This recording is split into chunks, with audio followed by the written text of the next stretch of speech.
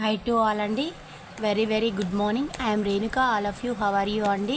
I'm fine, I'm good. రీడింగ్లోకి వెళ్ళే ముందు ఆ శివయ్య యొక్క దీవెనలు నా సబ్స్క్రైబర్స్కి వ్యూవర్స్కి ఉండాలని మనస్ఫూర్తిగా కోరుకుంటూ, శివయ్య దీవెనలతో thank you universe, thank you gratitude, thank you divine, thank you Angeles.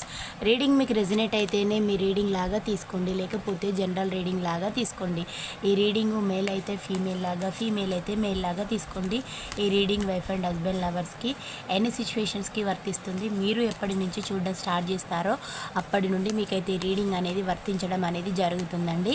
ఇది ఒక general collective reading, timeless reading అండి. ఈరోజు నేను చెప్పబోయే టాపిక్, థర్డ్ పార్టీ సిచ్యువేషన్లో ఉన్న మీ పర్సన్ యొక్క కరెంట్ ఫీలింగ్స్ ఎలా ఉన్నాయో చూడండి. మీకు రీడింగ్ అయితే పాజిటివ్గా రావాలని నేను యూనివర్స్ని అయితే హార్ట్ఫుల్గా కోరుకుంటున్నాను. నేను కార్డ్స్ అయితే షఫల్ చేస్తున్నాను. మీకు పర్సనల్ రీడింగ్ కావాలంటే పైన కాంటాక్ట్ నెంబర్కి అయితే కాల్ చేయొచ్చు. మీకు టారో కోర్స్ అనేది కూడా నేర్పడం అయితే జరుగుతుంది. గొంతు కొంచెం బాగాలేదండి, కోల్డ్ కాఫ్ ఉంది.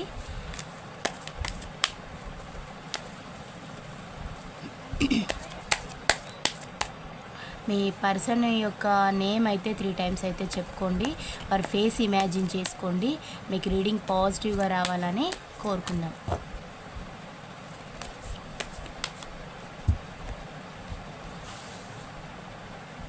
కార్డ్స్ అయితే తీస్తున్నానండి.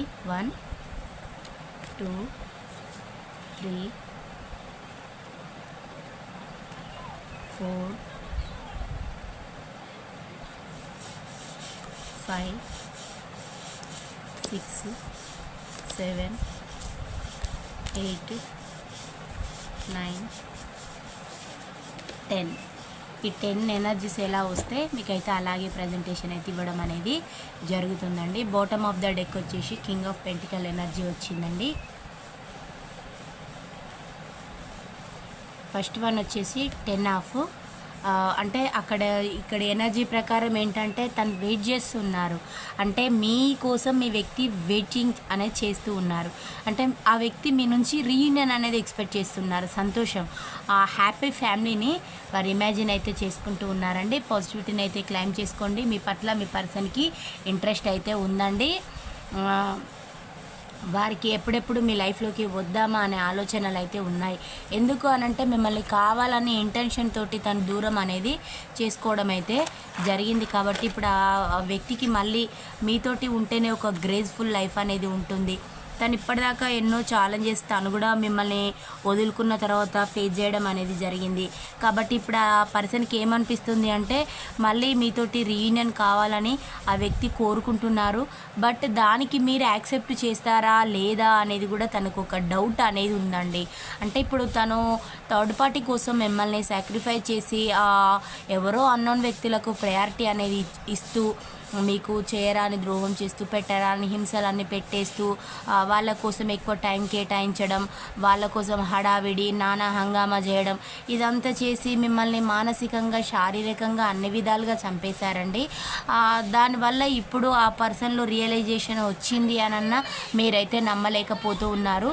దానివల్ల ఇప్పుడు మీరు ఏం కోరుకుంటూ ఉన్నారంటే సంతోషకరమైన ఫ్యామిలీ అనేది కావాలని మీరు అనుకున్నారు అప్పుడు ఆ వ్యక్తితోటి ఉన్నప్పుడు. బట్ ఆ వ్యక్తి అప్పుడు అంగీకరించలేదు. ఇప్పుడు ఆ వ్యక్తి కావాలని కోరుకుంటున్నారు. అంటే తనలో చేంజెస్ అనేవి వచ్చాయి. క్వీన్ ఆఫ్ కప్స్ ఎనర్జీ వచ్చింది. అంటే ఇప్పుడు ఆ పర్సన్ కూడా మీ పట్ల కొంత అట్రాక్టివ్ అయితే అయ్యారు. అంటే పాజిటివిటీ ఇంటెన్షన్స్ తోటి ఆ వ్యక్తి అయితే ఉన్నారు. అంటే తనలో ఉన్న నెగిటివిటీ మొత్తం కూడా లెట్ గో చేయడం అనేది జరిగింది. మీ లైఫ్లోకి వచ్చే ఇంటెన్షన్ తనకైతే ఉంది. ఇప్పుడు ఆ వ్యక్తి ఇప్పుడు మీకు ఒక టేక్ కేర్గా ఉండాలని అనుకుంటున్నారు. గతంలో మిమ్మల్ని పట్టించుకోలేదు, మీ బాగోగులు చూడలేదు, మీవన్నీ లాక్కున్నారు, మీ పైననే నిందలు వేశారు. అంటే బాధ మీకు, సంతోషం తనకు. నాకే నీవి నాకే అనేలాగా చేయడం అనేది చేస్తూ మిమ్మల్ని చాలా భయానకమైన సిచ్యువేషన్స్ క్రియేట్ చేస్తూ వారంటేనే మీకు ఒక విధమైన అసహ్యం వచ్చేలాగా చేశారండి. ఇప్పుడు మీరు కూడా మీ లైఫ్లో మీరు ఎలా ఉన్నారంటే ఒక రాజు రాణి లాగానే ఉన్నారు అని కూడా పర్సన్ అనుకుంటూ ఉన్నారు. అందువల్లనే ఈ పర్సన్ ఇప్పుడు మీకు అడిక్ట్ కావడం అనేది జరిగింది. అంటే ఇప్పుడు ఆ పర్సన్ ఎలాంటి స్థితిలో మిమ్మల్ని చూడొద్దు అని అనుకుంటున్నారో అలాగా మీరైతే ఉన్నారంటే మేబీ మీరు ఇండిపెండెంట్గా ఏదైనా జాబ్ చేసుకొని ఉండొచ్చు, ఫైనాన్షియల్గా బెటర్గా ఉన్నారేమో. దానివల్ల ఈ పర్సన్ మీకు అట్రాక్ట్ అవుతున్నారు. తన దగ్గర అన్నీ ఉన్నా కూడా తనకి ఇండిపెండెన్స్ అనేది లేదు. మళ్ళీ ఇప్పుడు మీరు తన లైఫ్లోకి వెళ్తేనే తన దగ్గర ఉన్న థర్డ్ పార్టీస్, అది ఫ్యామిలీ అయినా తన యొక్క రొమాంటిక్ థర్డ్ పార్టీ అయినా, మీరు తన లైఫ్లోకి వెళ్తేనే మళ్ళీ మీరు ఉన్నారు అని చెప్పుకుంటూ తను తిరగడానికి ఒక పర్సన్ ఉన్నలాగా ఉంటుంది. లేదా వాళ్ళ నుంచి ఈ పర్సన్కి విముక్తి కావాలన్నా ఆ పర్సన్ మళ్ళీ మీ లైఫ్లోకి వస్తేనే తనకి విముక్తి అనేది కలుగుతుంది. లేదంటే మీ పర్సను థర్డ్ పార్టీ సిచ్యువేషన్లో 100% బర్డెన్స్ అనేటివి మోయాల్సిందే, తన జీవితం ముందుకు పోవాల్సిందే. అందువల్ల ఈ పర్సన్ ఇప్పుడు మీకు అది ఒక ఆఫర్ అనేది ఇవ్వాలి, అంటే రీయూనియన్ పరంగా ఒక ఆఫర్ అనేది ఇవ్వాలి, మీకు ప్రపోజల్ అనేది పెట్టాలి. తన యొక్క ఆలోచనలు కూడా ఎలాగున్నాయంటే, మీ వ్యక్తి ఒక యుక్త వయసు పిల్లవాడి ఎలా ఉంటాయి 13-14 ఇయర్స్వి, చాలా ఎగ్జైట్మెంటింగ్, వారి యొక్క లవర్ కోసం చూడడము, ఎప్పుడెప్పుడు వస్తుందా, లేదా ఎప్పుడెప్పుడు మీట్ అవుదామా, ఎప్పుడెప్పుడు మాట్లాడుకుందామా అనేలాంటి ఆలోచనలతోటి ఆ వ్యక్తులు ఉండడం అనేది జరుగుతుంది. అలాంటి సిచ్యువేషన్లో మీ యొక్క వ్యక్తి అయితే ఉన్నారు. అంటే తను గతంలో చాలా డ్రామాలు ప్లే సిచ్యువేషన్స్ అన్నీ ప్లే చేశారు. తను ఎన్ని ప్లే చేసినా, ఎంత మైండ్ గేమ్స్ ఆడినా, మీరు మీ ప్రయత్నం అంటూ మీరు చేశారు. మీ వల్ల కానప్పుడు మీకు బర్డెన్గా, మీరు మోయలేని భారంగా అనిపించినప్పుడు మీరు వదిలేయడం అనేది జరిగింది. ఇది తనకు అర్థమైంది. అంటే మీకు ఇప్పుడు ఆ పర్సన్ మీ లైఫ్లో ఉన్నా ఒకటే, వ్యూవర్స్కి లేకున్నాను ఒకటే. అలాంటి సిచ్యువేషన్స్కి మీరు వచ్చారు కాబట్టి ఇప్పుడు మీ పర్సన్ మీ లైఫ్లోకి రావాలనుకుంటూ ఉన్నారు.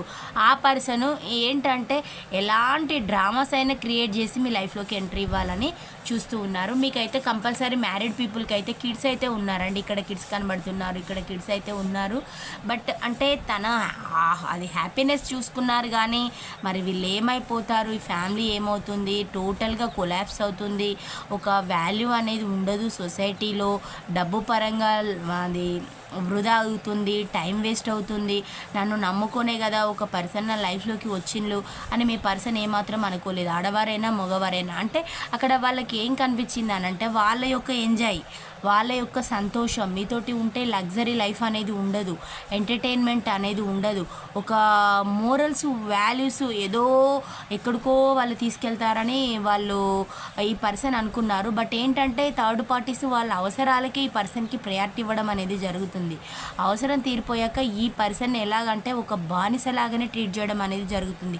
ఎవరిని ఎక్కడ ఉంచాలో అనే సిద్ధాంతం ఒకటి ఉంటుంది కదా, ఎవరిని ఎక్కడ ఉంచాలో అక్కడ ఉంచాలని అంటారు కదా. మీ వ్యక్తిని కూడా థర్డ్ పార్టీ ఎక్కడ ఉంచాలో అక్కడ ఉంచడం అయితే జరిగింది. బట్ ఈ పర్సన్ ఏంటంటే వాళ్ళ యొక్క రిలేషన్షిప్ కోసం మిమ్మల్ని పూర్తిగా సాక్రిఫైస్ చేశారు. మీరు రియలైజ్ అయితే కావడం అనేది జరిగిందండి వ్యూవర్స్. రియలైజ్ అయ్యి మీ లైఫ్లో మీరు ఉంటున్నారు. అంటే మీది ఇప్పుడు మేబీ వైఫ్ అండ్ హస్బెండ్ అయితే కోర్టులో ఉండొచ్చు, లేదా లవర్స్ అయినంటే ఈ పర్సన్ మాకు వద్దు అని అనుకునే సిచ్యువేషన్లో మీరు ఉన్నారు ఆల్రెడీ. ఎందుకంటే తన వల్ల మీకు ఎలాంటి యూజ్ లేదు. లైఫ్లో కొన్ని ఇయర్స్ కనుక తనతోటి ట్రావెల్ చేసుంటే, కొన్ని సంవత్సరాలు, అన్ని ఇయర్స్ వేస్ట్. లేదా తన పైన మీరు మనీ కనుక ఇన్వెస్ట్ చేస్తే ఆ డబ్బు వేస్ట్. మీకు మానసికమైన పెయిన్, శారీరకమైన పెయిన్, సొసైటీలో వాల్యూ లేకుండా చేయడం, మిమ్మల్ని ఎలా అంటే ఒక చెల్లని పైస కింద చేయడం అనేది జరిగింది. మీ వ్యక్తి చేసేసి తన లైఫ్ తన ఎంజాయ్మెంట్ చూసుకొని ఇప్పుడు మళ్ళీ మీ లైఫ్లోకి రావాలని అనుకుంటున్నారు.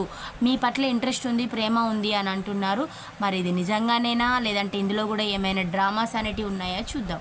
మూన్ కార్డ్ అంటే తన లైఫ్లో ఎట్ ప్రజెంట్ నవ్ అయితే గొడవలు అవుతున్నాయి. అది ఫ్యామిలీతోటి అయి ఉండొచ్చు, లేదా తన చుట్టూతల ఉన్న వాళ్ళతోటే అయి ఉండొచ్చు, తన రొమాంటిక్ థర్డ్ పార్టీస్ తోటే, లేదా తన హయ్యర్ క్యాడర్లో ఉన్న పై ఆఫీసర్తోనే కావచ్చు, తన సిచ్యువేషన్స్ అయితే అంత బాగోలేవు. దానివల్ల కూడా మీ పర్సన్ చాలా డిస్టర్బ్గా ఉన్నాడు, మీ లైఫ్లోకి రావాలనుకుంటూ ఉన్నారు. అంటే తనకి పీస్ అనేది లేదు, తనకి లవ్ అండ్ కేర్ ఇచ్చేది మీరే. అలాంటి లవ్ అండ్ కేర్ను మిస్ చేసుకొని మిమ్మల్ని తను మిస్టేక్స్ అనేటివి చేస్తూ మీరు అంటే సొసైటీకి మిమ్మల్ని మిస్గైడ్ చేస్తూ, మిమ్మల్ని బ్యాడ్ పర్సన్గా పోర్ట్రేట్ చేస్తూ తన జీవితం తన పబ్బం గడుపుకోవడం అనేది చేశారు. అలా చేసి చేసి తన యొక్క చేష్టలు భరించి భరించి భరించి మీరు వెక్స్ అయిపోయారండి వ్యూవర్స్.